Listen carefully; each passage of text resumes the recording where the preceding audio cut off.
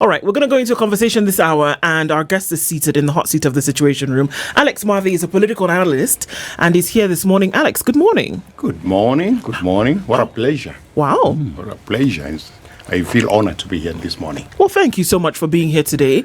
You usually have folks who are helping us on in these conversations that we have. And we're looking right this morning around the president's Mount Kenya tour, and that what essentially will happen, or what has happened, and what it then means when we look at certain things happening in the country. Very quickly, though, by way of welcome, let's tell you what today's proverb is. CT will let you know where that comes from, and then you can interpret that for us today. Okay. All right. Yes, our proverbs for the whole of this week have been from the Comoros. It's an archipelago. An archipelago is just an extensive group of islands. We have one in Lamu County. Lamu, as we know it, is precisely that. Yes, it's part of that archipelago. This particular country got its independence in 1975, 6th July. And the thing that makes it stand out, apart from being an island nation, is that it has had 20 coups and coup attempts in that time. Now, that doesn't make for stability or peace, but it seems to reflect on the history of this continent and an explanation as to why this continent probably doesn't move in leaps and bounds as it could. Because whenever you have a coup, it's a disturbance. Before it settles down, there's another one. Yeah. Anyway, the proverb. A whistle will not call back a dog that has escaped from the leash. I'll repeat that. A whistle will not call back a dog that has escaped from the leash. Wow. Wow. Interesting. Repeat. A whistle will not call back a dog that have escaped from yes, a leash. Anyone who's owned a dog will know. Yeah. You can actually, the dog gets used to a certain whistle, it will know it's being called back, and it will come back, yes. The dog that has escaped has gone away. So it's made a decision to move on with its own life. And meaning that in political terms, while we know politics is a game of musical chairs, you keep shifting from one to the other. And they're not real enemies, no permanent friends. But once there's a point at which someone has to move out. And when he moves out, it doesn't matter what effort you put to get him back, you'll not get him back. Okay, then. Yeah. I must say I love the political connection because it goes directly into what we'll be talking about today. Points, how many are you giving him? 1 million, CT? Now, if this was an exam, this man would have actually passed the exam he sat for the next one. Oh, I thought it would be first class honors. That's what they used to call it, or distinction. What I've just given you goes beyond the first class honor. even beyond that. So, the president began a tour of the Mount Kenya region and got into things proper Monday afternoon into Tuesday. He was at Sagana State Lodge, and that's when the intrigues actually then started to unfold, and we saw them into reality in terms of what the crowds were saying, in terms of what the reception was. But then we saw that then develop into when his generals, essentially, we call them lieutenants of loyalty, because that's essentially who they are. And the words in which they spoke, or the reception that they received from the crowds, was a bit frosty. And we then saw different things happening. Of course, there were promises that were made, which was to be expected. But then the question that we're asking is, all right, so the Mount Kenya tour is coming to an end. He's going to extend that by just a little time because he felt that the reception that he received was very warm. What does this all mean, and why does it all matter, Alex? It matters most because this is not about development. This is about campaigning. This is about election. This is about 2027. And if you remember, in 2022, Ruto got, I think, about 2.9 million votes out of the total, about 40% of his votes from Mount Kenya region. So obviously, it reaches a point when you realize that irrespective of whatever is happening, I need these votes to come back. And that's why he went there to seduce. And let me say this, that the game of politics is about perception, persuasion, and power. So the end game for politics is power. And he has to go there and create perception that he's still acceptable to the mountain, irrespective of the facts that are happening on the ground. Because also, politics you also know that politics is a game of deceit. So you create a perception that you're welcome. The sad thing for him was, especially yesterday in Nyandarua, where his lieutenants were heckled and booed. Yeah. So for that must have pulled him back a little bit. But you notice he put a strong face forward, because in politics you don't fear anything. You go in, you claim something, and you don't say what you mean. You don't say what you mean.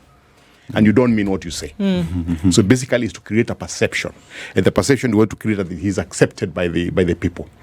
And I'll tell you what, in the last 5 years with Uhuru Kenyatta, Ruto visited Mount Kenya region many times, and I will give you a number city that in Murang'a County, it's estimated he visited 960 times. 900. Yes, 960 times. When? In the last 5 years of his campaign, because for him he's a long-term politician who creates his strategy long term. Who sat down and counted that he has come 1, 2, 3, there are people 4, who have done that. to There are people who have 900? done But that. it isn't difficult, really. There are people who have done that. And to an extent that when you heard him saying that barabara itatoka waje, barabara itaenda wapi, he was to do that for Murang'a. He would talk about each and every single village. He went round completely. And that's what endeared the people there. So for me, this mountain visit for him is to start that process again. So loyalty He doesn't will live beyond back. the years? He will be back. He will be back.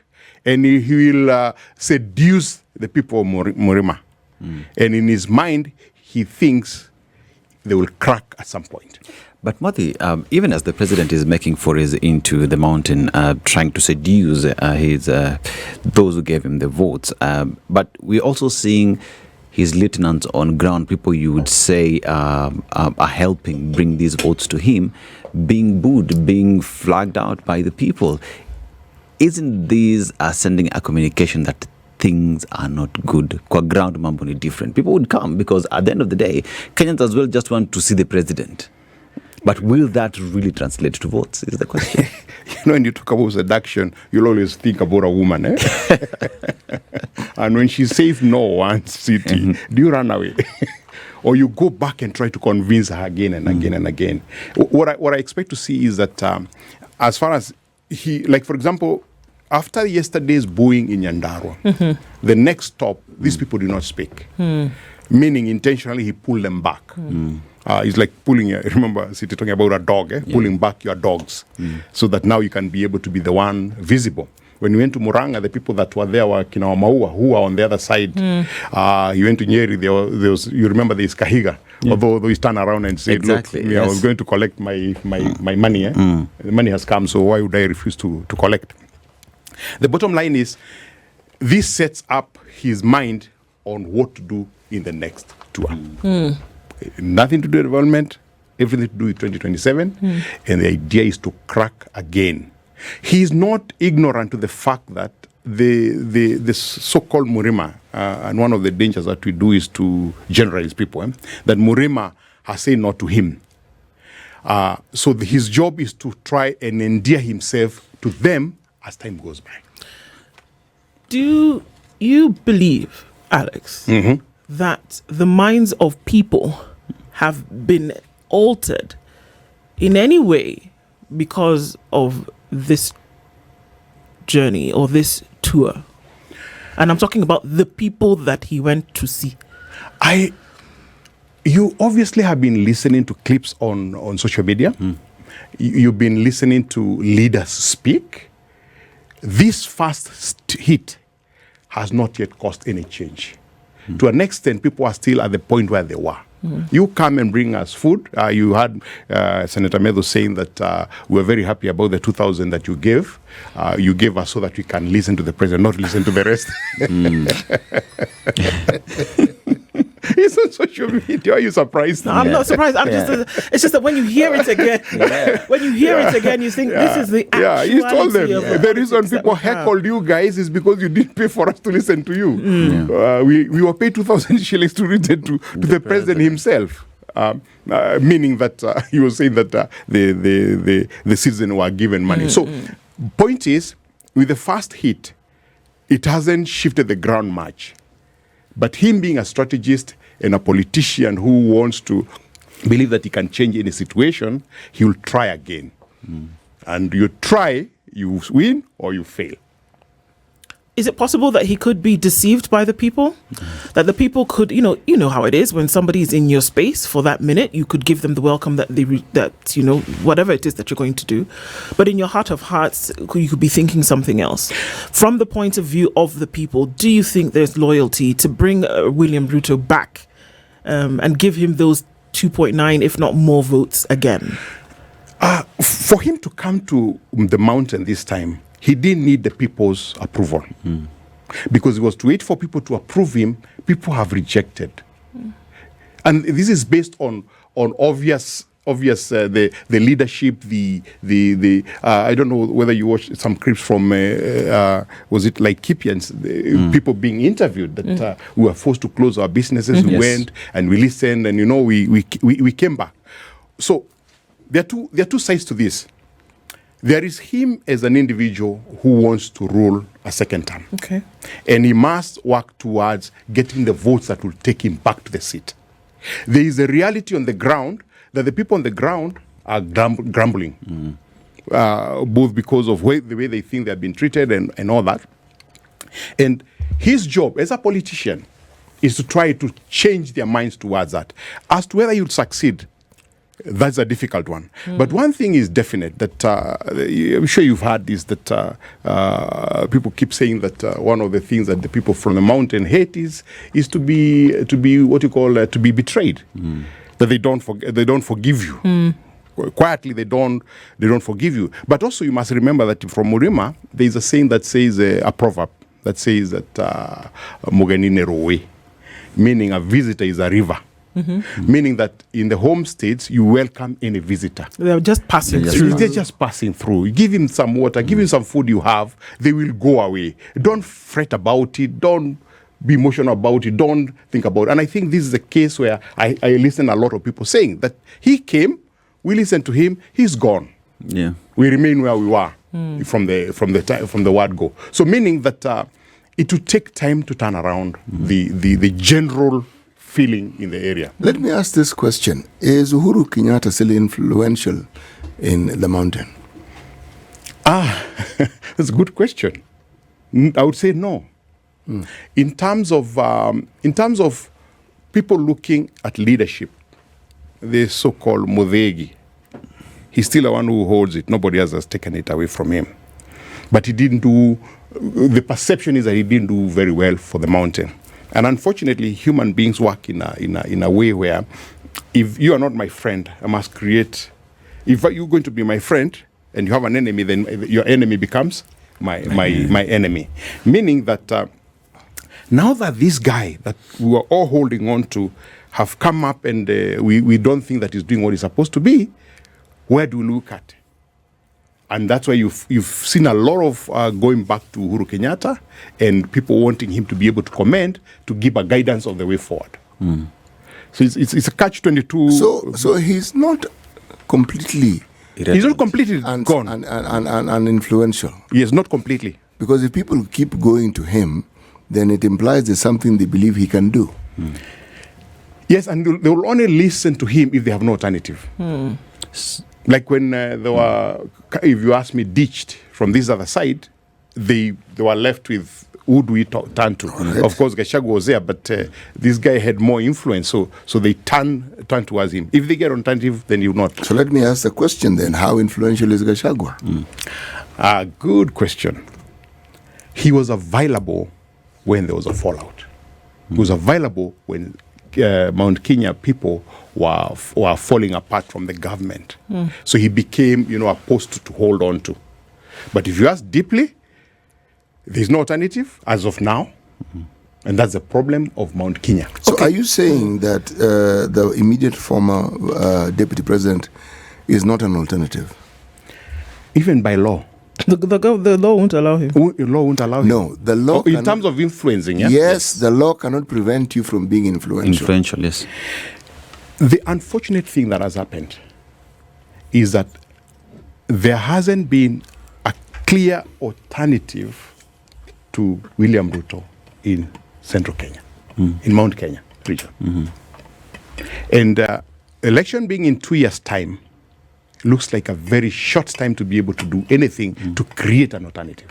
So let me ask my final question along this the chain that I followed of asking questions.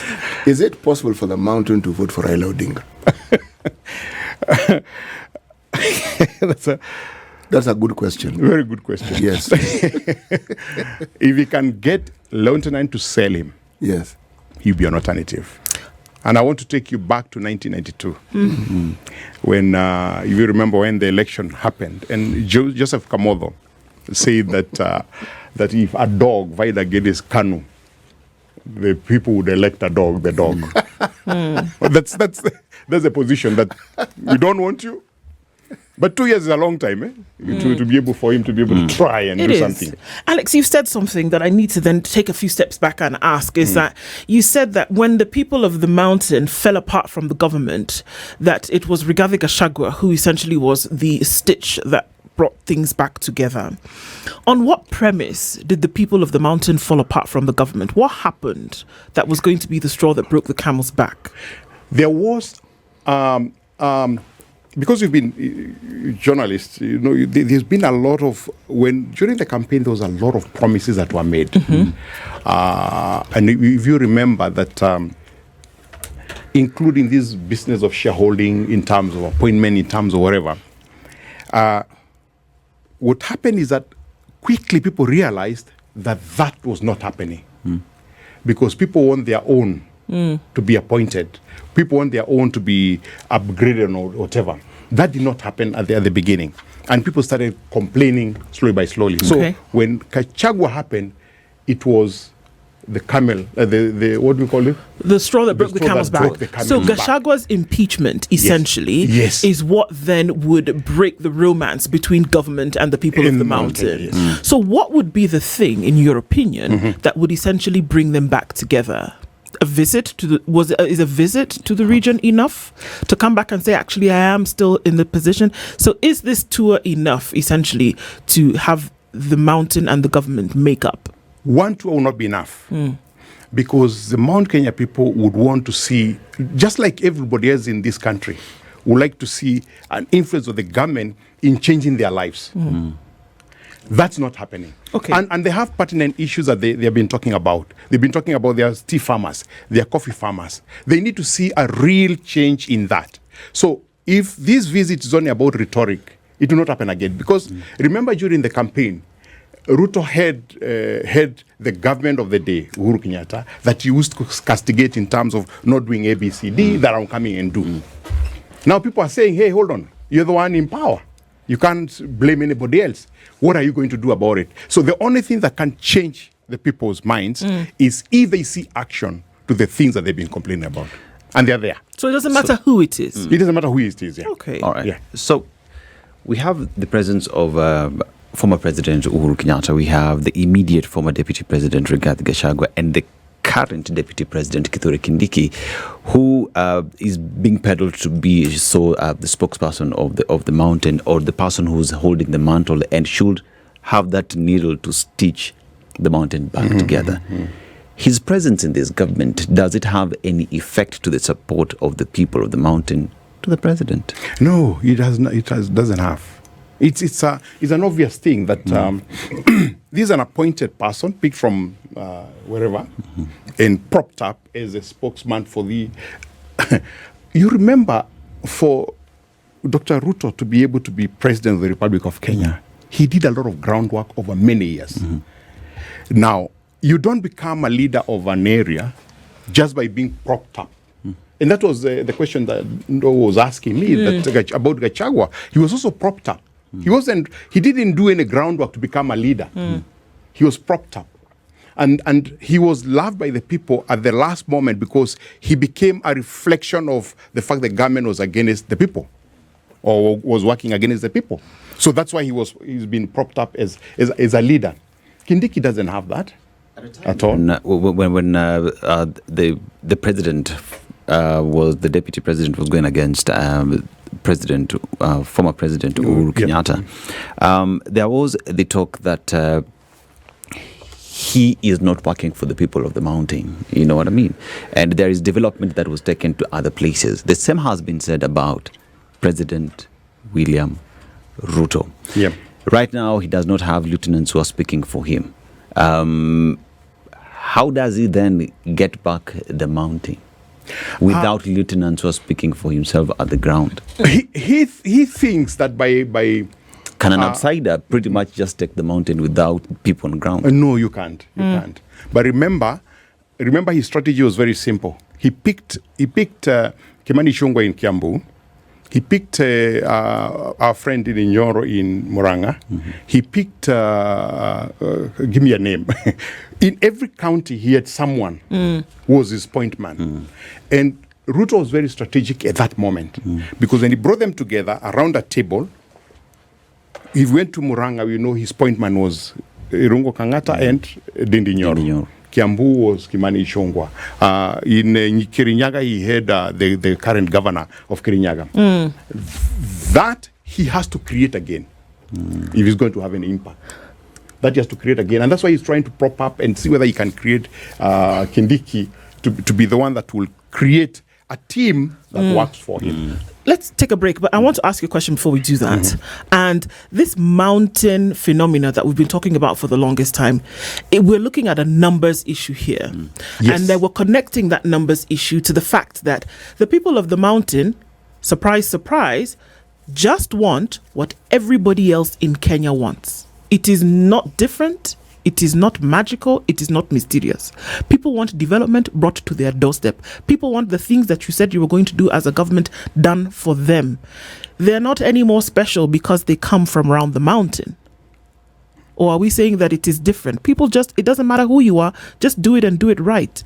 It would be better if you were from us, but if you're not, it's okay. Just do the things that you're supposed to do for us. Exactly. And that's why they voted for Ruto in 2022. But you must remember one phenomenon that has happened in this country. When you go to Nyanza and you want to talk to Nyanza, you got to talk to Raila Odinga. No question. If you want to go to Eastern, Lower Eastern, you have to talk to Kalonzo Musyoka.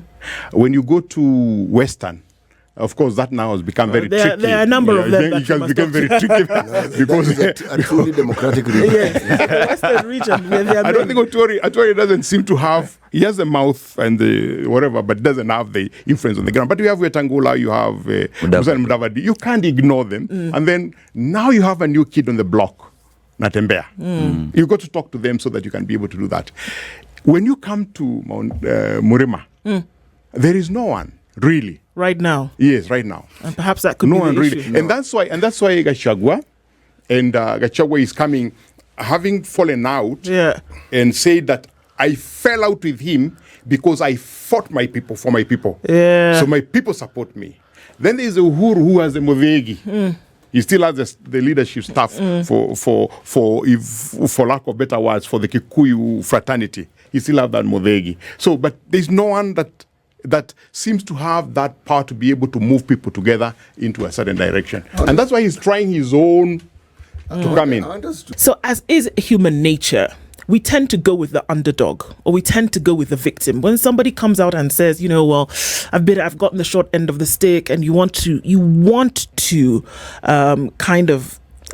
accommodate their opinions, you want to hear what it is that they have to say. Would Gachagua play his role as the underdog, as the victim? And could the counter effect then be what President William Ruto is doing? If he went to Murang'a 960 times when he was the deputy president, and he feels that, there is the potential for Rigathi Gachagua to then put through his influences that could affect numbers that would vote for me, then I definitely have to set up camp in central Kenya. 100%. You remember when the Gachagua met the other group of other leaders to craft together some coalition of sorts. One of the things that happened is that the president went somewhere and said that you've talked to me. How can you pretend you're forming some organization when you spend 4 hours talking about me? The reaction was very swift. That the meeting was not 4 hours, first of all, and even if you talk to you about you for 4 hours, you've been talking about me for 6 days. Meaning, in politics, you must find the person that you need to bring down. And in this case, for Mount Kenya, Gachagua seems to look like the alternative for leadership in Mount Kenya, because after that, when he was impeached, then he became the fall guy, and the people looked at him as a sort of alternative. If you remember also, during his altercations with Ruto while he was in government, he kept talking about Murima. So he became, and that's why one of the items that the senators and whoever said was that he was tribal because he kept talking about Murima. He was trying to craft a position for himself. And that's why Ruto must come in now. And you've noticed even in this trip, he keeps talking about him. Yule mtu, telling people, wanting to dissuade people from listening to him. On the other hand, if you listen to every speech that Gachagua gives anywhere he goes, whether he's in church or he's in a meeting or wherever, you notice that he always looks for faults in the government. And now, as a man who was inside the government, speaks from a position of knowledge, of knowing what was happening in government, and hence this is the truth. I know this as a truth. So he was trying to pull the president down, but the president also must try to fight him back. But in so doing, isn't he sort of skirting on some fairly thin ice? I mean, if you're deputy president, there are very many things you're privy to. And some of these things you're privy to are not really meant for public consumption. So if you start talking about things that perhaps were things that you knew by virtue of your position, and you also knew that by virtue of your position, they were not for public consumption. So does that not speak of desperation? A need to do anything and everything to position yourself in a certain way? Politics is a game of desperation.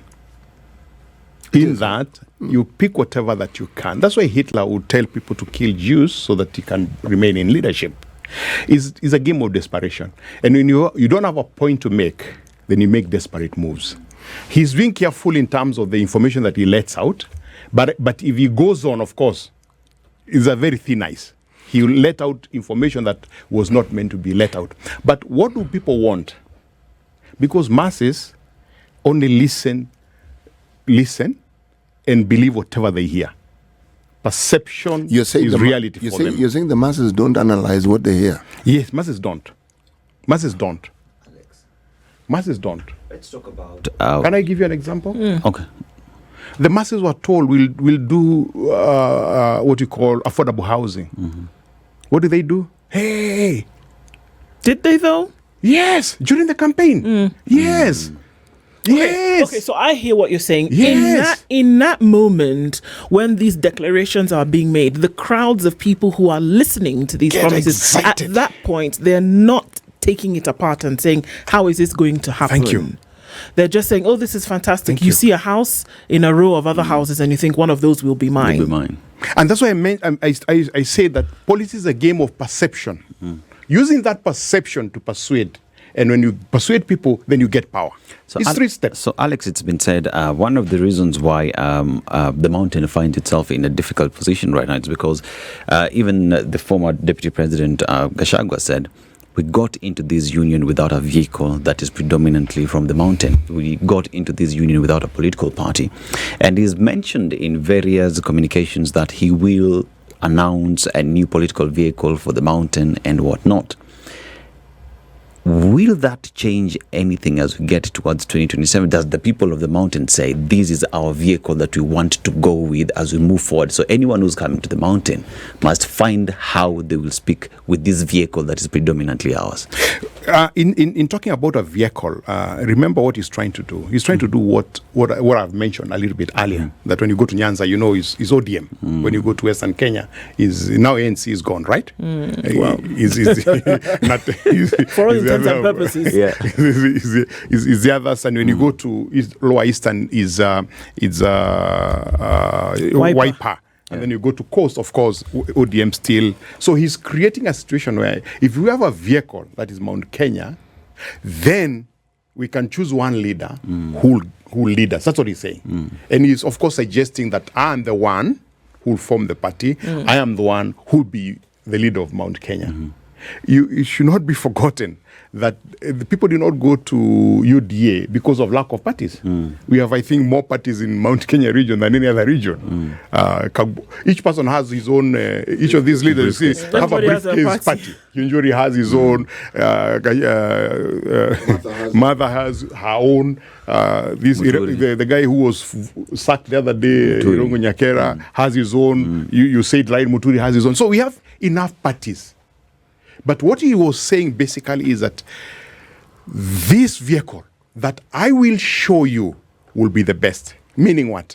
I'll be the leader. How is Muturi's being fired from cabinet making the president's work either difficult or easy at the mountain? He should make it difficult because. But is it? It isn't. It isn't. It should. I used the word. It should be. It should be. But remember what I said. Muganini Roy. So welcome him, listen to him, let him go. You know, that might make you feel that people are really listening to you. So let me put it this way. Yeah. This so-called bromance that existed and which people who are given to perspectives have said was broken with Gashagua's impeachment. Would you say that this and whatever has taken place thereafter has woken up the mountain, the masses, to now start looking at issues a little more critically than they've done before? If you ask my honest opinion, no. My study of people, no. No. The point is, hasn't it happened before? When did it happen before? In 2007. There was an election. Yes. And Ruto was on the other side. Yes, he was. And the mountain was on this side. Yes. And there was a whole lot of fighting. And you remember the reports that came through about the atrocities that were done under his watch. Yes. In 2013, hardly 5 years after, the mountain changed and said, oh, this was brought by our son, let's support him. And they said specifically that yako kumi, yake kumi, yako kumi.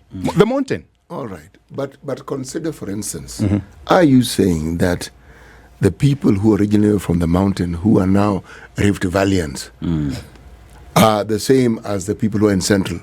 Do you think the people of the mountain felt the same pain and turmoil and distress that the people who were in Rift Valley felt? Do you think they perceive this issue of 2007 the same?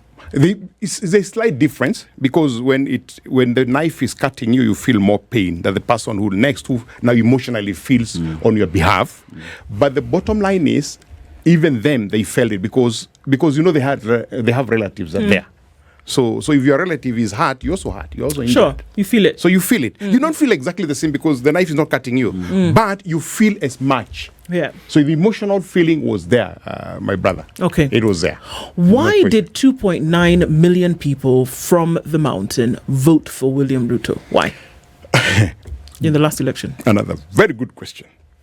Because he went to them and told them what he can do for them.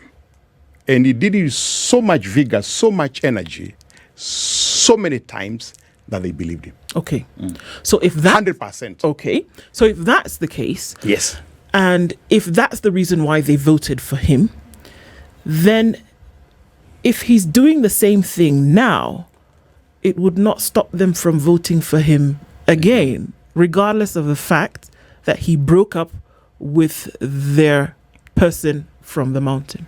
If he can convince them again, seduction is about repeating the issue and convincing the person that I have changed. You've had a relationship where people disagree. And then after some time, they talk to each other and they come together. I don't know whether you saw yesterday or day before yesterday, a very sad case where a young couple had separated. Somehow they agreed. And the first night together again, some very dangerous thing happened. The girl was killed. The bottom line is the art of seduction is so that you keep convincing people of the things that you think they will listen and they will hear you, that you can do them. Okay. He was convincing then because he took a narrative, this so-called hustler narrative, and pretended to be one of them in terms of being a hustler. Because a hustler is somebody who is struggling to make ends meet. Yes. When you're a billionaire, then you're not a hustler, really, because you already made it. But he was able to create a story where he came to their level and agreed with them. And they believed him. Okay. If he can do that again on another note in the next 2 years, we'll sit here and I'll tell you they'll vote for him. They'll vote for him. So Yes. the last question in this series of questions. So is there unification then at the mountain on this thing that you're saying? Is everybody thinking along those lines? Or are they divided whereby there is you coming to us to tell us what you will do politically and why we should give you our vote again in 2027, or actually you coming but we still feel rather slighted because you broke up with our person? Is there unification or is there division from a mountain point The of view? mountain people are not the one who welcomed him. They are not the ones who told him to come. So they are not thinking about what you're thinking. He's come. We want to hear what he's saying. He's the visitor. He's a visitor. He's the river. He's the one who comes. A visitor is one who comes with news. So who he's has coming with the problems news. then? Who has the problems that are being amplified to the point whereby you would think there's division or you would think that there is no welcome? Because if you're saying that the people generally don't have an issue, then the people who may be bringing any kind of dissent are in the minority. Please, I didn't say that the people are not in disagreement. I didn't say that. In this area, people have been talking, have been saying it publicly that we don't want him. Yeah. He is the president of the Republic of Kenya and has a right to go everywhere. So by his coming is not an invitation. After we know each other, City, I will invite you to my house so that we can have a cup of tea, right? It's different from you come into my house and say, I would like to have a cup of coffee here. It's different. So Totally different. They didn't agree for him to come. No. He went there because he's a president. He is responsible for that part of the country. There are development projects that he's So while supposed to be he's there, launching. they'll just welcome him. They'll just welcome him, yes. Okay. okay, Alex. But his job is to make sure he comes as often as possible, promising the same things so that the mind changes from, he came, to yes. So there's no division. Sorry. So there's no division, Alex? Between the people. Yes. No. Amongst the people. Amongst in the terms people, no. of the position that they're going to take politically. There's no division. There's no division. Alex, so in these, let's go back to 2017 after the elections. A little bit later, Raila Odinga and Uhuru Kenyatta shake hands. And the mountain was pissed off, angry because of that union. 2022 election, William Ruto in power, broad-based government is in place. The mountain, the person who was next to the president has been kicked out. Again, the same thing that happened to Uhuru Kenyatta is happening to William Ruto. The mountain is speaking, saying, we voted you with our person, but seems as though you've brought an outsider into your government. How has the presence of Raila Odinga changed the matrix for the president in the mountain? Of course. And is the mountain willing to embrace William Ruto as he comes to seduce them with Raila Odinga in government? Now, the point is, after the fallout, Ruto had to look for an alternative because this vote for Mount Kenya was gone. In essence, until he's able to seduce them again to be able to bring them in. So once that is done, that's why Raila becomes a useful tool for him because then he gains Nyanza. But I'm sure somebody has told you, no. You can't leave the first wife. Go back. and try to seduce her back into the relationship. Of course, it doesn't augur well for him in terms of, because it looks like, and especially the things that are happening, and people like, we think it's only Kenya that is tribalism. Tribalism is worldwide. It is. It's worldwide. What I wonder is why people insist that tribalism is a bad thing. That's what I keep wondering. Yeah, it's a good thing. It's something to be celebrated. Yes. It's just that it's even in its goodness, it's used, unfortunately, as a tool for especially for deception. Yes. But it's a good thing. It's a good thing. I'm a Kikuyu. I mean, I have no apologies to make. That doesn't make me not like anybody who is a Luya, whatever. There's nothing wrong.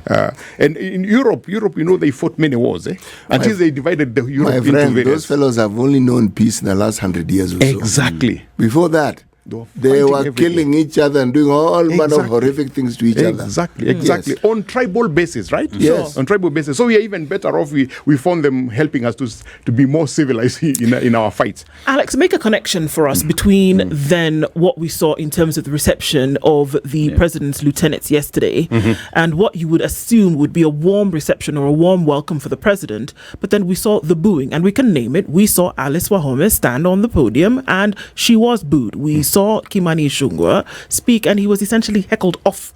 Get off. We don't even want to listen to what you have to say. Until, like you said, they didn't get an opportunity to speak at the next stop. Yes. Because it was clear what the message from the last or the previous stop was. What bearing does this have? Because these are folks who have surrounded the president. In anything he says, they sing the chorus. We know. And it would appear as though they're on the same team. Can you reject team members and not reject the primary? Remember, and this is critical for you to remember, and even our listeners to remember, the fact that Ruto is a visitor. So visitors can be listened to. It's a general thinking, it's a general psyche that you don't fight visitors, you don't throw away visitors, you welcome them. These are our own children who have gone against us. It doesn't matter where the visitor is coming from what position. He's a visitor, he will come, we listen to him, he will go. You notice that even in those meetings, the normal ululation and jubilation is not there anymore. People are just listening to him and let it go, except the few people who are in the front, and you know the stories that are going on about the 1,000 border guys and all that. But the general crowd, if you've been watching, they're not ululating or in jubilation. So the visa they are welcoming. But you, our sons, who have betrayed us, don't talk to us. It's like the mother and father can be fighting the whole time at home, and then when the visitor comes, we all smile at each other and behave. That's like what happens in fine. African homes. Yeah, anytime. Isn't that what happens? But what? I mean, because there's a knock at the doors. Please relax. You suspend hostilities. You suspend hostilities Yes. for the sake of the visitor. But I'm still trying to make the connection, though, because these are individuals who rally around the president every time. Every word they speak, you would imagine that it has been choreographed and that they're speaking the mind of the president. So even if at home folks are mad at them, the person who has come to visit, essentially, these people that you are mad at will still go back with that president. They will go back to him. Right? But so can I give my support to the president who is up here for him to come back, but not give my support at this level? Can that happen? I want to define this. Okay. The fact that you are listening to a visitor does not mean you are agreeing with him. You're being polite. You are being polite is a word. But you from home, don't tell me because I can't be polite with you, shut up. Oh, okay. You guys shut up. Let him tell us what he wants to tell us. Si ataenda. Because a visitor is a Lake River. He'll move on to the next level. But you from home, what are you telling us? You're with us all the time. We've told you we're not going to listen to you. So Mwathi, you remember Sabina Chege saying in Parliament that they can't even go home. They were asking for permission that people can allow them to go home. That's the point. Now that you come to the president, we don't want to listen to you. But we want to listen to the Mugeni and what he's telling us. So, and he might bring us something that will be useful for us. So while listening to the Mgeni but flacking our very own, what does that mean to the formation of the next crop of people who the president must find to support them, because the current crop of leaders have been rejected at home? And that's the point.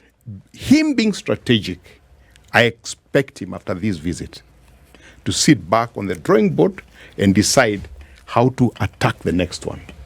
I can tell you this is not the last one. He will be back in the mountain before the end of this year. And he will be with people that now he thinks, because in the process of working with those people, there are people that he has seen that people on his side that people are happy with. There must be. So those are the people that now he will start propping up to be able to use in the next visit to prop him up. So what you're saying essentially is that the people of the mountain don't really have a problem with the president. I didn't say that. I mean, if 1 plus 1 Neither I didn't say otherwise. He's just a visitor. We've just a suspended the visitor. hostilities. Do you think so? Even with this, I mean, clearly there's the tribal part of it, which we've already established. There's nothing necessarily wrong. You like what you know. And that's it. It's a human thing. You like what you know. No, yes. Right? And what you then are able to associate with. And so very quickly, do you think that there is also the connection between the fact that this is somebody who is standing before you who wants your vote? You can sit here and think that maybe he has been endeared to you for whatever reason, but at the end of the day, what he wants from you is your vote. And we know that he will pawn or exchange the currency with which he's going to do that. To buy that is to make a promise to you. That's the currency that's expended. Yes, yeah. Right? But do you think that you've already told us that masses are not in the business of analysis. No. But will we get to the point whereby you can actually hear what he's saying and know what is the truth and then be able to make a decision based on that perception as opposed to just fly by the whims of a crowd? For elections, will fly by the whims of the masses. This country has been bestowed with a situation where in every election there has always been an issue that has been made the rallying call. Last time it was hustlers. The previous one, you can pick the issues that in every election. In the coming one, there is none. Okay. Because the Ruto with his smartness has actually killed the idea that you can create anything else. You remember Gen Z's last year? Yeah. That was quashed in a very systematic way, so that it's no longer a currency now for 2027. I'm just hoping that they will wake up one of these findings and remember that, wow, that is a good currency for the 2027. I don't think that giant is asleep, but that's a conversation for another day. Another day. Yeah. The giant is asleep because we can't see its activity happening. Right. I hope the Gen Z will come up again so that it becomes the currency for the next election. For this coming election, there is no currency yet. So what is left is the president now to be able to sell himself around the country. Alex, your analysis has been great to hear this morning, and it's interesting to see how we can start to think and continue to think in different directions. Thank you for being in the hot seat of Situation Room this morning, and we look forward to another conversation with you in the future. This is the Situation Room, the only way to start your day.